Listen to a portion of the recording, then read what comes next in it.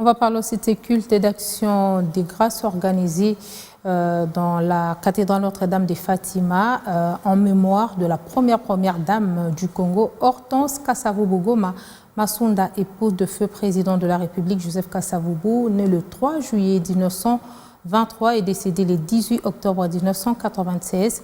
Le lundi 3 juillet, elle aurait totalisé un siècle, soit 100 ans. À cet effet, la Fondation Hortense Kasavubu, en collaboration avec sa famille, a par l'occasion honoré la mémoire de cette femme, la toute première dame de la République démocratique du Congo. Des portraits, vêtements aux couleurs de Hortense Ngoma Masunda, première dame du Congo, ornent la paroisse Notre-Dame de Fatima. Ce 3 juillet, à la messe d'action de grâce de Kinshasa, l'actuelle première dame de la République, les acteurs politiques, les invités autour de la famille biologique ont honoré la mémoire de l'épouse du premier président du pays et l'un des acteurs de l'indépendance.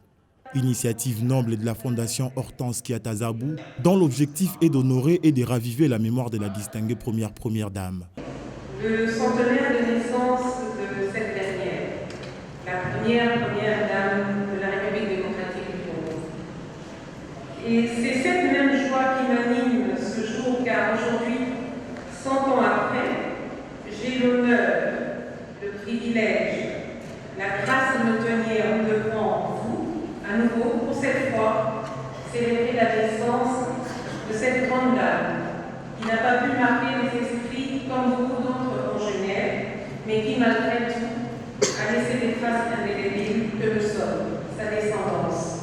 Hortense Ngoma Masunda, une épouse, une histoire. 100 ans depuis sa naissance, soit du 3 juillet 1923 au 3 juillet 2023. Née à Kangou, elle est morte le 18 octobre 1996 à Kinshasa à l'âge de 73 ans. Elle deviendra l'épouse de Joseph Kasavubu le 20 octobre 1941 aux côtés de son époux. Elle l'a accompagné dans sa vie et dans toute sa carrière politique. Elle sera la première dame du Congo de 1960 à 65, un rôle qu'elle assumera en toute humilité. Bon, le dimanche, on sortait pour aller dans la résidence familiale du président Kasavubu à Mokisundi. Et quand on est arrivé à Mokisundi, souvent, c'est elle qui nous recevait comme enfant de la colonie scolaire de Goma. Je garde des bons souvenirs parce que c'est une dame de cœur, c'est une maman. Elle a eu un bon cœur, donc je garde beaucoup de souvenirs en elle. Moi, je ne l'ai pas connue. Elle est décédée 1 an avant ma naissance. Donc, je ne l'ai pas connue, mais de tout ce que j'ai entendu, c'était une femme généreuse, forte, difficile parfois, mais qui savait être médiatrice aussi. Donc, c'est ça le souvenir que je retiens d'elle.